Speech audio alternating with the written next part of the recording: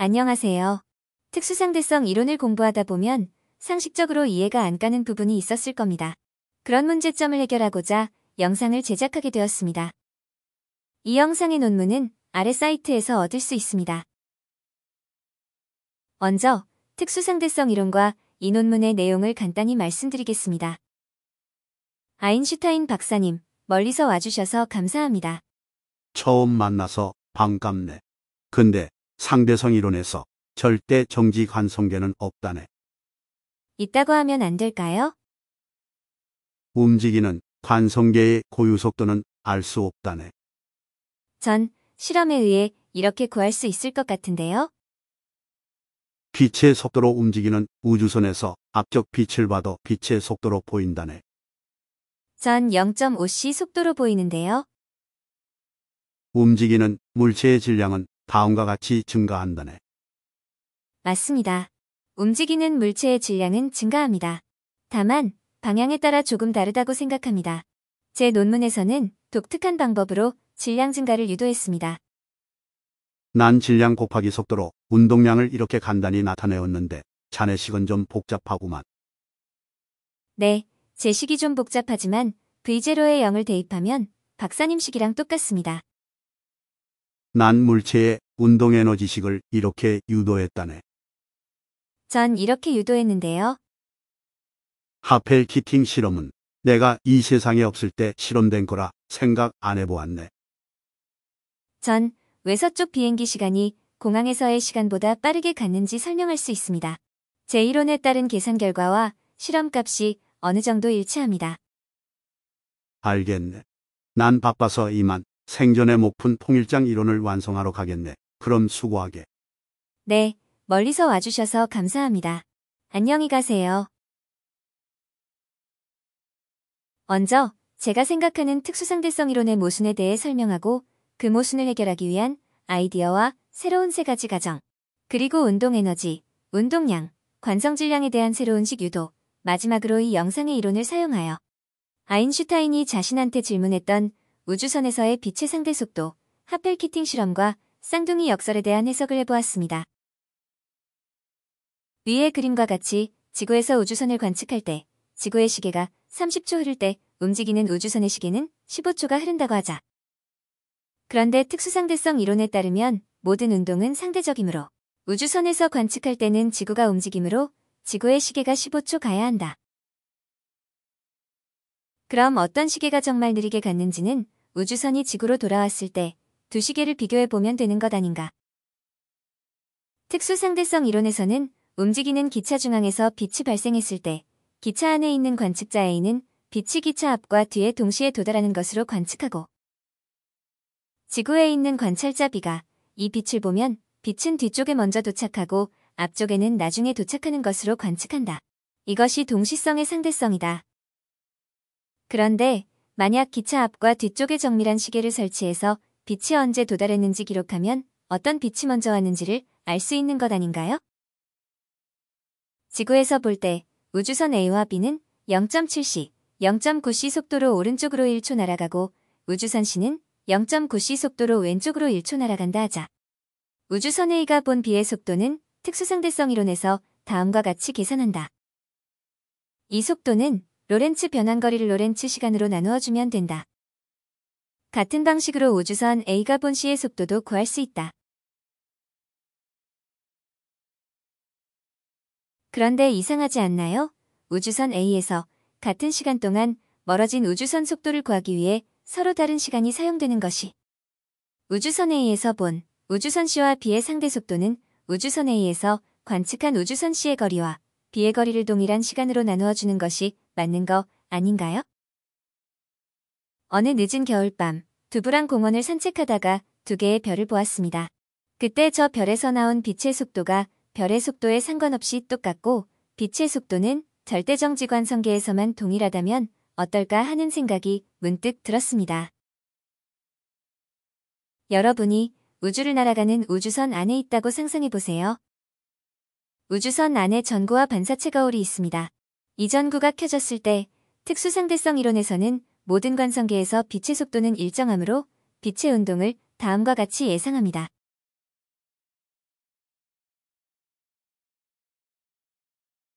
그러나 산책 중에 떠오른 저의 빛에 대한 생각과 마이클슨 몰리 실험 결과에 근거하여 다음과 같이 빛에 대한 운동을 상상해 보았습니다. 여기서 빛의 왕복 속도는 모든 방향에 대해 동일합니다.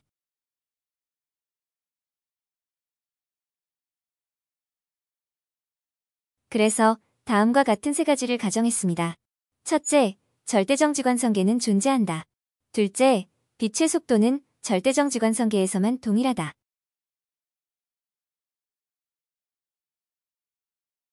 셋째, 움직이는 관성계에서 모든 방향에 대해 빛의 왕복 속도는 동일하고 정지관성계에서의 빛의 속도와 같다.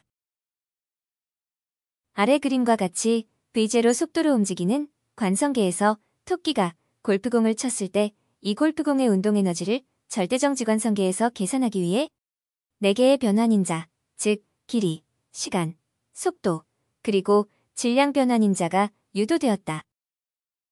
속도 V0로 날아가는 우주선이 있고 우주선 내부에서 발생한 빛을 여러분이 우주선 밖에서 본다고 상상하자. 절대정지 좌표계에서 우주선 내부에서 발생한 빛을 보면 각도 세타에 대해 반사체에 도달하는 빛의 경로는 이렇게 보일 것이다. 그리고 그 빛은 반사되어 다음과 같이 원점으로 돌아온다. 이 경로에서 시간 t1, t2, 거리 l과의 관계는 다음과 같다. 빛이 우주선 천장에 도달하는 경로는 다음과 같이 보일 것이다. 그리고 빛이 우주선 원점으로 다음과 같이 돌아온다. 이 경로에서 시간 t3, t4, 거리 l0와의 관계는 다음과 같다.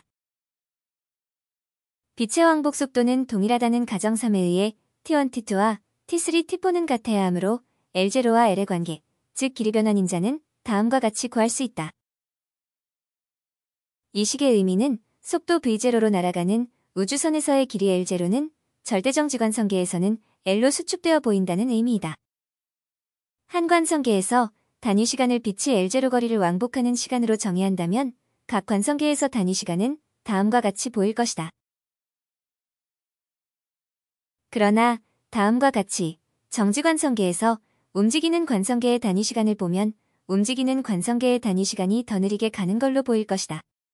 정지관성계에서 볼 때 정지관성계 단위 시간 t0는 다음과 같고 움직이는 관성계 단위 시간 t는 다음과 같다. 이 t와 t0 관계에 의해 시간 변환인자 rt는 다음과 같이 나타낼 수 있다. 정지관성계가 존재한다면 정지관성계에 대해 움직이는 관성계의 고유속도 v0를 어떻게 알 수 있을까? 움직이는 관성계에서 빛이 반사체에 도달하는 경로와 원점으로 돌아오는 경로는 다음과 같고 시간 t1과 t2는 다음과 같이 나타낼 수 있다. 그러므로 빛이 반사체에 도달하는 시간 t1과 원점으로 돌아오는 시간 t2의 시간차는 다음과 같이 나타낼 수 있다. 이 시간차를 움직이는 관성계에서의 시간차로 바꾸면 이렇게 나타낼 수 있다. 이 식에서 최대 시간차는 세타 0에서 발생하므로 최대 시간차와 v0를 이렇게 나타낼 수 있다. 만약 우리가 실험을 통해 최대 시간차가 발생하는 방향을 찾을 수 있다면 우리는 지구가 어느 방향으로 어떤 속도로 우주를 날아가는지 알 수 있다. 앞서 구한 길이 변화인자와 시간 변환인자를 이용해 움직이는 관성계에서의 속도를 정지관성계 속도로 변환하는 인자를 다음과 같이 구할 수 있다. 특수상대성 이론에서는 질량 증가식을 다음과 같이 추론하였지만 완벽하게 유도하지는 못했다. 아진가 Z는 지구에서 태권 V는 0.4359c 속도로 날아가는 우주선에서 1kg 공을 수직 방향으로 10m/s 속도로 쏘기로 약속했다. 그런데 마징가 Z가 태권 V의 공을 보니까 9m/s밖에 안 돼서 태권 V야 너 왜 9m/s 속도로 공을 쏘았냐고 물었더니 태권 V는 난 분명히 10m/s 속도로 공을 쏘았다고 말한다. 태권 V를 믿은 마징가 Z는 시간 지연 때문에 운동량이 보존되기 위해 태권 V 공의 질량이 다음과 같이 증가하였다고 생각한다. 그런데 만약 태권 V가 수평한 방향으로 10m/s 속도로 공을 쏘았다면 아징가 Z는 시간 지연과 길이 수축으로 인해 8.1m/s 속도로 태권 V가 쏜 공을 관측할 것이다. 그럼 마징가 Z는 운동량이 보존되기 위해 태권 V의 공이 다음과 같이 증가하였다고 생각한다. 이처럼 특수상대성 이론에서 질량 증가 공식은 모든 방향에 대해 완벽하게 설명하기가 힘들다. 다음과 같은 두 가지 접근 방식에 의해 질량 증가식을 유도해 보았다. 질량 m0인 폭탄이 v0 속도로 날아가면서 v1 속도로 폭발한다고 생각하자. 첫 번째 방법에서는 질량 증가인자를 다음과 같이 가정하고 v0 속도로 날아가는 폭탄의 질량을 질량 증가인자에 비례한다고 가정하여 폭발 에너지를 다음과 같이 가정하였다. 정지관성계에서 바라본 어느 한 파편의 운동 에너지는 속도 변환인자를 고려하여 0에서 RVV1까지 적분해주면 된다. N은 2분의 1에 대한 총 폭발 에너지는 파편 운동 에너지를 모든 방향에 대해 적분해주면 된다. 이와 같이 N은 2분의 1에 대한 폭발 에너지는 앞서 가정한 폭발 에너지와 같기 때문에 질량 증가인자를 이렇게 추론할 수 있다. 첫 번째 방법은 솔직히 마음에 들지 않는다. 질량 증가식을 알고 유도했기 때문이다.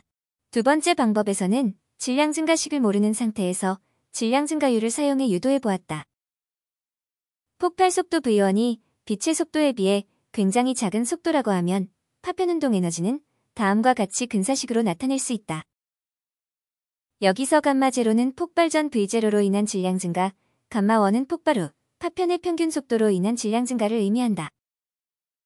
폭탄의 총 폭발 에너지는 이 파편 운동 에너지를 모든 방향에 대해 적분해주면 된다. 폭탄의 폭발 에너지를 다음과 같이 가정하여 이 두 식을 풀면 감마1분의 감마0, 즉 폭발 전과 폭발 후 질량 증가의 비율을 이렇게 얻을 수 있다. 이 식에 근거하여 질량 증가식을 다음과 같이 가정하고 V0와 파편 평균 속도를 직접 이 식에 대입해서 감마1분의 감마0를 구하면 이와 같이 동일한 결과를 얻을 수 있다. 따라서 질량 증가식을 다음과 같이 추론할 수 있다. 속도 V0로 움직이는 관성계에서 질량 m0인 물체를 V1 속도로 던진다.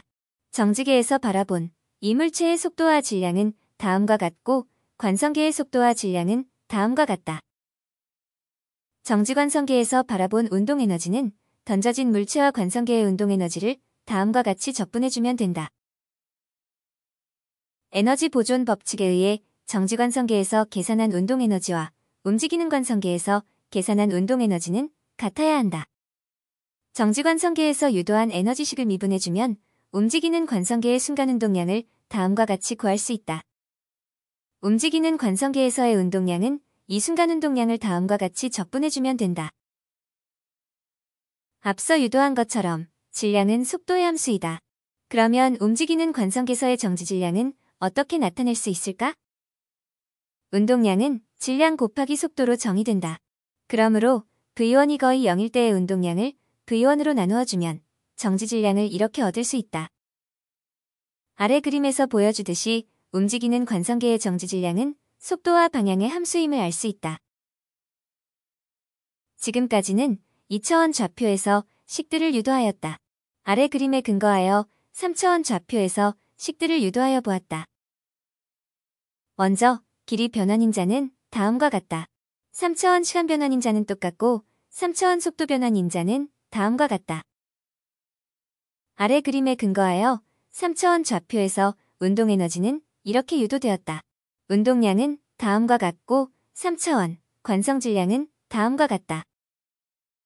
이 연구에서 유도한 식들을 이용해 다음과 같은 문제를 해석해 보았습니다. 광속에 가까운 속도로 날아가는 우주선에서 아인슈타인은 앞쪽의 빛의 속도를 c로 보았다. 그러나 나는 0.5c의 빛을 보았다. 누구 말이 맞을까요? V0 속도로 움직이는 관성계에서 어떤 물체가 V1 속도로 던져졌을 때 정지관성계에서는 물체의 속도가 다음과 같이 VA 속도로 보인다. 정지관성계에서 관측한 속도 VA는 빛의 속도를 넘을 수 없기 때문에 움직이는 관성계에서 V1의 최대 속도는 VA에 C를 대입하여 위의 식을 풀면 다음과 같다. 3차원 좌표에서 움직이는 관성계 최대 속도식은 다음과 같다. 이 식에서 빛의 속도에 가까운 우주선, 즉 V0가 C에 수렴할 때 앞쪽 빛의 속도, 즉 V1은 0.5C에 수렴한다. 이 식을 수치로 계산해도 다음 그림과 같이 광속에 가까운 우주선에서 앞쪽 모든 빛은 0.5C에 수렴한다. 움직이는 관성계에서 관측되거나 만들어낼 수 있는 최대 속도는 다음과 같이 방향마다 다르다. 그래서 이 최대 속도의 평균값을 계산해 보았다. 최대 속도의 평균값을 구하기 위해 각 방향 최대 속도로 반지름 D인 원을 한 바퀴 돈다고 생각하자. 원둘레를 원을 한 바퀴 도는데 걸리는 시간은 구간별 시간을 360도 적분해주면 된다. 그러면 평균 속도는 원둘레를 2시간으로 나누어주면 방향에 상관없이 항상 C가 된다. 어쩌면 이것이 왜 입자가속기가 광속이 넘는 입자를 못 만들어내는지에 대한 설명이 될 수도 있다. 하펠-키팅 실험은 1971년 특수상대성 이론을 증명하기 위한 실험이었다. 원자시계를 공항에 두고 동쪽과 서쪽 방향으로 지구를 한 바퀴 돌고 공항에 있는 원자시계와 두 비행기의 원자시계를 비교하여 특수상대성 이론에 의한 시간 지연을 확인하는 실험이었다. 실험 전 일반 상대성 이론과 특수상대성 이론에 의한 시간 지연을 다음과 같이 예상하였고 실험 결과는 다음과 같다. 이 실험에서 일반 상대성 이론에 의한 시간 지연 예측치가 맞다면 특수상대성 이론에 의한 시간 지연은 다음과 같다. 그런데 결과가 이상하지 않나요? 특수상대성 이론에 따르면 모든 운동은 상대적이라 공항에서 볼 때 비행기가 동쪽으로 가든 서쪽으로 가든 둘 다 상대적으로 멀어지므로 두 비행기의 시간이 느리게 간다고 생각한다. 하지만 실험 결과는 동쪽 비행기의 시간만 느리게 간 것으로 나타났다. 이 논문의 이론을 사용하여 하펠-키팅 실험을 해석해 보았다. 그림과 같이 어느 공항에서 비행기가 동쪽과 서쪽 방향으로 다음과 같은 조건에서 지구를 한 바퀴 돈다고 상상하자. 지구 밖에서 이 두 비행기를 보면 동쪽으로 날아간 비행기는 지구를 두 바퀴 돌고 공항에 다시 돌아오고 서쪽으로 간 비행기는 지구를 한 바퀴 돌기 전에 공항에 다시 돌아오는 것처럼 보일 것이다. 두 비행기가 여행한 각도와 공항이 움직인 각도는 다음과 같이 구할 수 있다. 그림에서 안쪽 빨간색 원은 지구 자전을 나타내며 바깥 파란색 원은 비행기의 경로를 의미한다. 지구가 ds-d세타만큼 자전하는 데 걸리는 지구 중심, 즉 자전이 없는 곳에서 시간은 다음과 같이 나타낼 수 있다. 이 시간을 정지관성계 시간으로 변환하면 다음과 같다. 지구 표면에서의 시간은 지구 속도 v0와 자전 속도를 고려하면 다음과 같이 나타낼 수 있다. 비슷한 방법으로 비행기가 dpd세타를 날아가는데 걸리는 시간을 다음과 같이 구할 수 있다. 태양계가 우리 은하를 도는 공전속도 230km/s에 근거하여 v0를 대충 300km/s로 가정하여 동쪽으로 날아가는 비행기에서의 시간과 공항에서의 시간을 다음과 같이 계산하였고 비행기에서의 시간이 공항에서의 시간보다 239 나노세크 느리게 가는 것으로 계산되었다. 이 계산값은 실험값 203 나노세크와도 어느 정도 일치한다. 서쪽으로 날아가는 비행기에서의 시간과 공항에서의 시간도 다음과 같이 계산하였고 비행기에서의 시간이 공항에서의 시간보다 174 나노세컨드 빠르게 가는 것으로 계산되었다. 이 계산 결과도 하펠-키팅 실험 결과와 어느 정도 일치한다. 쌍둥이 형은 우주선을 타고 오렌지색 별로 여행하고 쌍둥이 동생은 지구에 있다고 하자.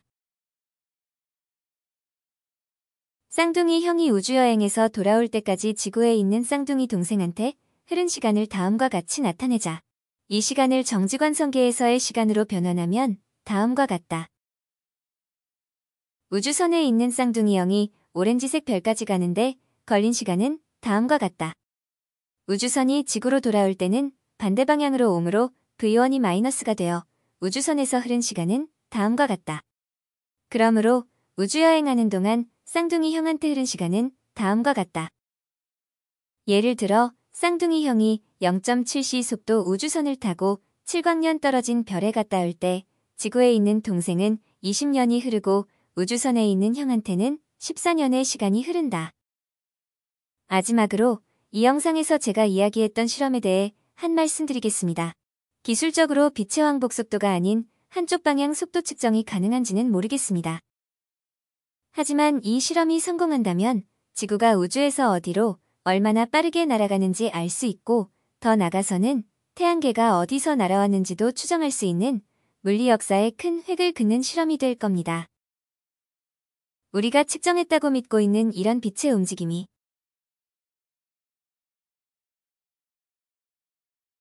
어쩌면 이런 모습일지도 모릅니다.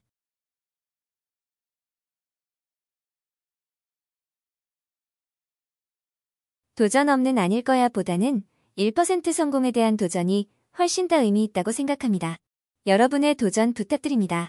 시청해주셔서 감사합니다.